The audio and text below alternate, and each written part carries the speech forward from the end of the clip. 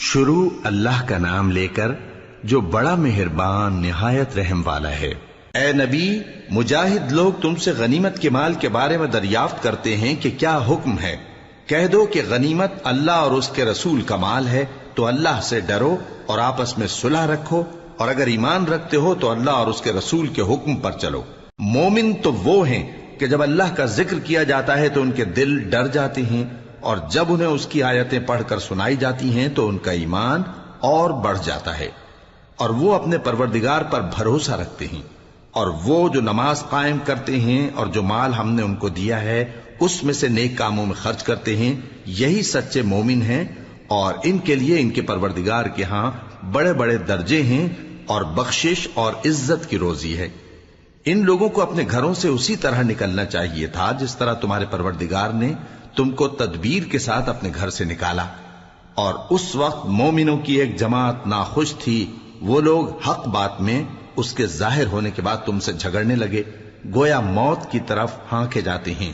اور اسے دیکھ رہے۔ اور اس وقت کو یاد کرو جب اللہ تم سے وعدہ کرتا تھا کہ ابو سفیان اور ابو جہل کے 2 گروہوں میں سے ایک گروہ تمہارے لیے مغلوب ہو جائے گا، اور تم چاہتے تھے کہ جو قافلہ بے شان و شوکت یعنی بے ہتھیار ہے وہ تمہارے ہاتھ آ جائے، اور اللہ چاہتا تھا کہ اپنے فرمان سے حق کو قائم رکھے اور کافروں کی جڑ کاٹ دے، تاکہ سچ کو سچ اور جھوٹ کو جھوٹ کر دے، گو مشرک ناخوش ہی ہوں۔ جب تم لوگ اپنے پروردگار سے فریاد کرتے تھے تو اس نے تمہاری دعا قبول کر لی اور فرمایا کہ تسلی رکھو، ہم 1000 فرشتوں سے جو ایک دوسرے کے پیچھے آتے جائیں گے تمہاری مدد کریں گے۔ اور اس مدد کو اللہ نے محض بشارت بنایا تھا کہ تمہارے دل اس سے اطمینان حاصل کرے، اور مدد تو اللہ ہی کی طرف سے ہے، بے شک اللہ غالب ہے، حکمت والا ہے۔ جب اس نے تمہاری تسکین کے لیے اپنی طرف سے تمہیں نیند کی چادر اڑھا دی اور تم پر آسمان سے پانی برسا دیا تاکہ تم کو اس سے نہلا کر پاک کر دے اور شیطانی نجاست کو تم سے دور کر دے، اور اس لیے بھی کہ تمہارے دلوں کو مضبوط کر دے اور اس سے تمہارے پاؤں جمائے رکھے۔ جب تمہارا پروردگار فرشتوں کو ارشاد فرماتا تھا کہ میں تمہارے ساتھ ہوں، تم مومنوں کو تسلی دو کہ ثابت قدم رہیں، میں ابھی کافروں کے دلوں میں رعب و ہیبت ڈالے دیتا ہوں، سو ان کی گردنیں اڑا دو اور ان کی پور پور توڑ دو۔ یہ سزا اس لیے دی گئی کہ انہوں نے اللہ اور اس کے رسول کی مخالفت کی، اور جو شخص اللہ اور اس کے رسول کی مخالفت کرتا ہے تو اللہ بھی سخت عذاب دینے والا ہے۔ یہ مزہ تو یہاں چکھو، اور یہ سمجھ لو کہ کافروں کے لیے آخرت میں دوزخ کا عذاب بھی تیار ہے۔ اے اہل ایمان، جب میدان جنگ میں کفار سے تمہارا مقابلہ ہو تو ان سے پیٹھ نہ پھیرنا، اور جو شخص جنگ کے روز اس صورت کے سوا کہ لڑائی کے لیے کنارے کنارے چلے یعنی حکمت عملی سے دشمن کو مارے یا اپنی فوج میں جا ملنا چاہے، ان سے پیٹھ پھیرے گا تو سمجھو کہ وہ اللہ کے غضب میں گرفتار ہو گیا، اور اس کا ٹھکانہ دوزخ ہے، اور وہ بہت ہی بری جگہ ہے۔ پس تم لوگوں نے ان کفار کو قتل نہیں کیا بلکہ اللہ نے انہیں قتل کیا، اور اے نبی، جس وقت تم نے کنکریاں پھینکی تھیں تو وہ تم نے نہیں پھینکی تھی بلکہ اللہ نے پھینکی تھی۔ اس سے غرض یہ تھی کہ مومنوں کو اپنے احسانوں سے اچھی طرح آزما لے، بے شک اللہ سنتا ہے، جانتا ہے۔ ہوا بھی یوں ہی، اور کچھ شک نہیں کہ اللہ کافروں کی تدبیر کو کمزور کر دینے والا ہے۔ کافروں، اگر تم فیصلہ چاہتے ہو تو تمہارے پاس فیصلہ آ چکا، اگر تم اپنے افعال سے باز آ جاؤ تو تمہارے حق میں بہتر ہے، اور اگر پھر نافرمانی کرو گے تو ہم بھی پھر تمہیں عذاب کریں گے، اور تمہاری جماعت خواہ کتنی ہی بڑی ہو تمہارے کچھ بھی کام نہ آئے گی، اور اللہ تو مومنوں کے ساتھ ہے۔ اے ایمان والو، اللہ اور اس کے رسول کے حکم پر چلو اور اس سے روگردانی نہ کرو جبکہ تم سنتے بھی ہو، اور ان لوگوں جیسے نہ ہونا جو کہتے ہیں کہ ہم نے سن لیا مگر حقیقت میں نہیں سنتے۔ کچھ شک نہیں کہ اللہ کے نزدیک تمام جانداروں میں بدترین وہ بہرے گونگے لوگ ہیں جو عقل سے کام نہیں لیتے، اور اگر اللہ ان میں خیر کی طلب دیکھتا تو ان کو سننے کی توفیق بخشتا، اور اگر یوں ہی انہیں سنوا دیتا تو وہ منہ پھیر کر بھاگ جاتے۔ مومنوں، اللہ اور اس کے رسول کا حکم قبول کرو، جبکہ رسول تمہیں ایسے کام کے لیے بلاتے ہیں جو تم کو زندگی جاوداں بخشتا ہے، اور جان رکھو کہ اللہ آدمی اور اس کے دل کے درمیان حائل ہو جاتا ہے، اور یہ بھی کہ تم سب اس کے روبرو جمع کیے جاؤ گے۔ اور اس فتنے سے ڈرو جو خصوصیت کے ساتھ انہی لوگوں پر واقع نہ ہوگا جو تم میں گناہگار ہیں، اور جان رکھو کہ اللہ سخت عذاب دینے والا ہے۔ اور اس وقت کو یاد کرو جب تم زمین مکہ میں قلیل اور ضعیف سمجھے جاتے تھے اور ڈرتے رہتے تھے کہ لوگ تمہیں اڑا نہ لے جائیں، یعنی ختم نہ کر دیں، تو اس نے تم کو جگہ دی اور اپنی مدد سے تم کو تقویت بخشی اور پاکیزہ چیزیں کھانے کو دیں تاکہ اس کا شکر کرو۔ اے ایمان والو، نہ تو اللہ اور رسول سے خیانت کرو اور نہ اپنی امانتوں میں خیانت کرو، اور تم ان باتوں کو جانتے ہو، اور جان رکھو کہ تمہارا مال اور اولاد بڑی آزمائش ہے، اور یہ کہ اللہ کے پاس نیکیوں کا بڑا ثواب ہے۔ مومنو، اگر تم اللہ سے ڈرو گے تو وہ تمہارے لیے حق و باطل کا فرق ظاہر کر دے گا اور تمہارے گناہ مٹا دے گا اور تمہیں بخش دے گا، اور اللہ بڑے فضل والا ہے۔ اور اس وقت کو یاد کرو جب کافر لوگ تمہارے بارے میں چال چل رہے تھے کہ تم کو قید کر دیں یا جان سے مار دیں یا وطن سے نکال دیں، تو ادھر تو وہ چال چل رہے تھے اور ادھر اللہ تدبیر کر رہا تھا، اور اللہ بہترین تدبیر کرنے والا ہے۔ اور جب ان کو ہماری آیتیں پڑھ کر سنائی جاتی ہیں تو کہتے ہیں یہ کلام ہم نے سن لیا ہے، اگر ہم چاہیں تو اسی طرح کا کلام ہم بھی کہہ دیں، اور یہ ہے ہی کیا، صرف اگلے لوگوں کی حکایتیں ہیں۔ اور جب انہوں نے کہا کہ اے اللہ، اگر یہ قرآن تیری طرف سے برحق ہے تو ہم پر آسمان سے پتھر برسا یا کوئی اور تکلیف دینے والا عذاب بھیج دے۔ اور اللہ ایسا نہ تھا کہ جب تک ہے پیغمبر تم ان میں تھے انہیں عذاب دیتا، اور نہ ایسا ہے کہ وہ تو بخشش مانگیں اور اللہ انہیں عذاب دے۔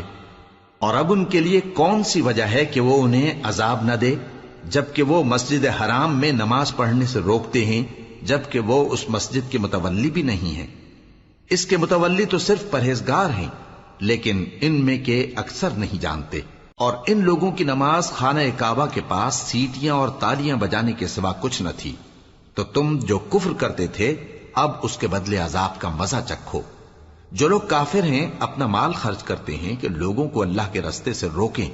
سو ابھی اور خرچ کریں گے، مگر آخر وہ خرچ کرنا ان کے لیے موجب افسوس ہوگا،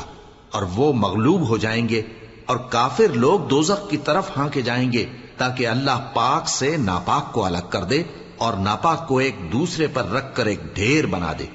پھر اس کو دوزخ میں ڈال دے۔ یہی لوگ خسارہ پانے والے ہیں۔ اے پیغمبر، کفار سے کہہ دو کہ اگر وہ اپنے افعال سے باز آ جائیں تو جو ہو چکا وہ انہیں معاف کر دیا جائے گا، اور اگر پھر وہی حرکات کرنے لگیں گے تو اگلے لوگوں کا جو طریقہ جاری ہو چکا ہے وہی ان کے حق میں بھی برتا جائے گا۔ اور ان لوگوں سے لڑتے رہو یہاں تک کہ فتنہ یعنی کفر کا فساد باقی نہ رہے اور دین سب اللہ ہی کا ہو جائے، اور اگر وہ باز آ جائیں تو اللہ ان کے کاموں کو دیکھ رہا ہے، اور اگر روگردانی کریں تو جان رکھو کہ اللہ تمہارا حمایتی ہے، اور وہ خوب حمایتی اور خوب مددگار ہے۔ اور جان رکھو کہ جو مال غنیمت تم کفار سے حاصل کرو اس میں سے 5واں حصہ اللہ کا اور اس کے رسول کا اور اہل قرابت اور یتیموں کا اور محتاجوں کا اور مسافروں کا ہے۔ اگر تم اللہ پر اور اس نصرت پر ایمان رکھتے ہو جو حق و باطل میں فرق کرنے کے دن یعنی جنگ بدر میں جس دن دونوں فوجوں میں مٹ بھیڑ ہو گئی تھی، ہم نے اپنے محبوب بندے محمد صلی اللہ علیہ وآلہ وسلم پر نازل فرمائی، اور اللہ ہر چیز پر قادر ہے۔ جس وقت تم مدینے سے قریب کے ناکے پر تھے اور کافر دور کے ناکے پر، اور قافلہ تم سے نیچے اتر گیا تھا، اور اگر تم جنگ کے لیے آپس میں قرارداد کر لیتے تو وقت معین پر جمع ہونے میں تقدیم و تاخیر ہو جاتی، لیکن اللہ کو منظور تھا کہ جو کام ہو کر رہنے والا تھا اسے کر ہی ڈالے، تاکہ جو مرے بصیرت پر یعنی یقین جان کر مرے، اور جو جیتا رہے وہ بھی بصیرت پر یعنی حق پہچان کر جیتا رہے۔ اور کچھ شک نہیں کہ اللہ سنتا ہے، جانتا ہے۔ اس وقت اللہ نے تمہیں خواب میں کافروں کو تھوڑی تعداد میں دکھایا تھا، اور اگر بہت کر کے دکھاتا تو تم لوگ جی چھوڑ دیتے اور جو کام درپیش تھا اس میں جھگڑنے لگتے، لیکن اللہ نے تمہیں اس سے بچا لیا، بے شک وہ سینوں کی باتوں تک سے واقف ہے۔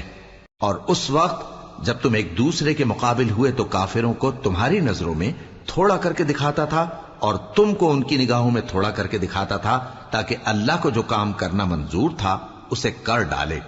اور سب کاموں کا رجوع اللہ ہی کی طرف ہے۔ مومنو، جب کفار کی کسی جماعت سے تمہارا مقابلہ ہو تو ثابت قدم رہو اور اللہ کو بہت بہت یاد کرو تاکہ مراد حاصل کر لو، اور اللہ اور اس کے رسول کے حکم پر چلو، اور آپس میں جھگڑا نہ کرنا کہ ایسا کرو گے تو تم بزدل ہو جاؤ گے اور تمہاری ہوا اکھڑ جائے گی، اور صبر سے کام لو کہ اللہ صبر کرنے والوں کا مددگار ہے۔ اور ان لوگوں جیسے نہ ہونا جو اتراتے ہوئے یعنی حق کا مقابلہ کرنے کے لیے اور لوگوں کو دکھانے کے لیے گھروں سے نکل آئے اور لوگوں کو اللہ کی راہ سے روکتے ہیں، اور جو اعمال یہ کرتے ہیں اللہ ان کا احاطہ کیے ہوئے ہے۔ اور جب شیطان نے ان کے اعمال ان کو آراستہ کر دکھائے اور کہا کہ آج کے دن لوگوں میں سے کوئی تم پر غالب نہ ہوگا اور میں تمہارا رفیق ہوں، لیکن جب دونوں فوجیں ایک دوسرے کے مقابل صف آرا ہوئیں تو پسپا ہو کر چل دیا اور کہنے لگا کہ مجھے تم سے کوئی واسطہ نہیں، میں تو ایسی چیزیں دیکھ رہا ہوں جو تم نہیں دیکھ سکتے، مجھے تو اللہ سے ڈر لگتا ہے اور اللہ سخت عذاب کرنے والا ہے۔ اس وقت منافق اور کافر جن کے دلوں میں بیماری تھی کہتے تھے کہ ان لوگوں کو ان کے دین نے مغرور کر رکھا ہے، اور جو شخص اللہ پر بھروسہ رکھتا ہے تو اللہ غالب ہے، حکمت والا ہے۔ اور کاش تم اس وقت کی کیفیت دیکھو جب فرشتے کافروں کی جانیں نکالتے ہیں کہ ان کے چہروں اور پیٹھوں پر مارتے جاتے ہیں اور کہتے ہیں اب آگ کے عذاب کا مزہ چکھو،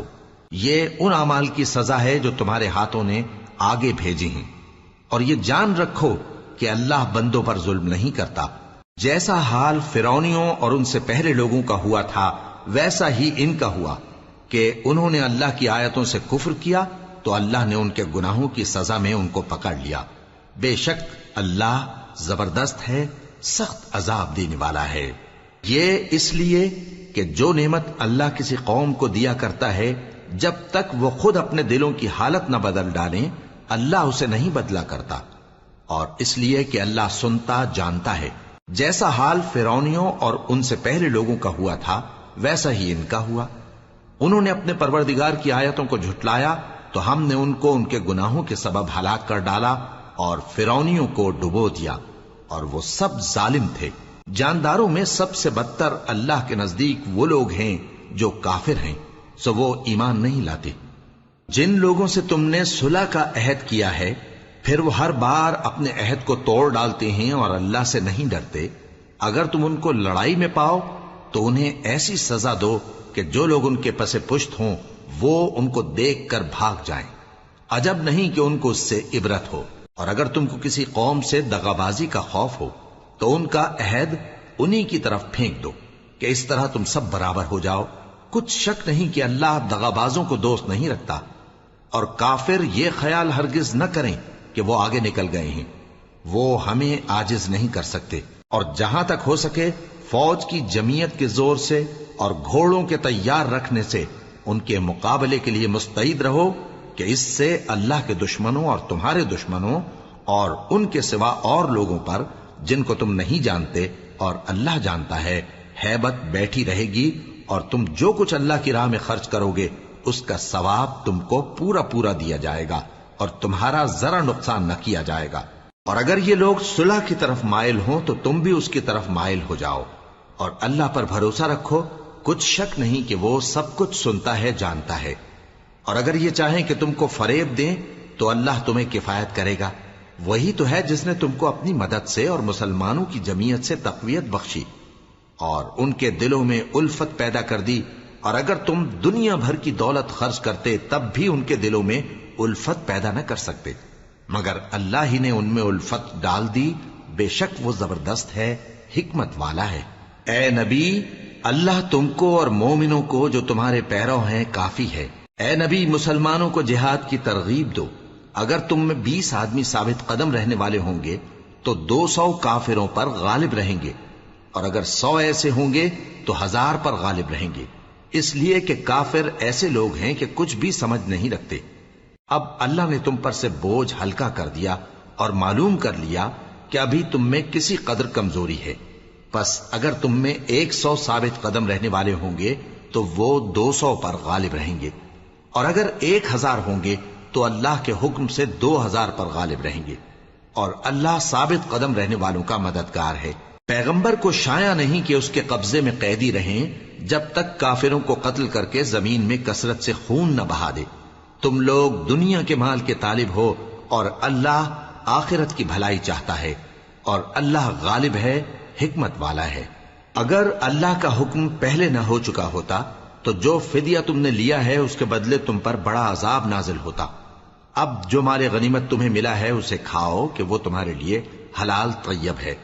اور اللہ سے ڈرتے رہو، بے شک اللہ بخشنے والا ہے، مہربان ہے۔ اے پیغمبر، جو قیدی تمہارے قبضے میں یعنی گرفتار ہیں ان سے کہہ دو کہ اگر اللہ تمہارے دلوں میں نیکی معلوم کرے گا تو جو مال تم سے چھن گیا ہے اس سے بہتر تمہیں عنایت فرمائے گا اور تمہارے گناہ بھی معاف کر دے گا، اور اللہ بخشنے والا ہے، مہربان ہے۔ اور اگر یہ لوگ تم سے دغا کرنا چاہیں گے تو یہ پہلے ہی اللہ سے دغا کر چکے ہیں، تو اس نے ان کو تمہارے قبضے میں کر دیا، اور اللہ دانا ہے، حکمت والا ہے۔ جو لوگ ایمان لائے اور جنہوں نے ہجرت کی اور اللہ کی راہ میں اپنے مال اور جان سے لڑے، وہ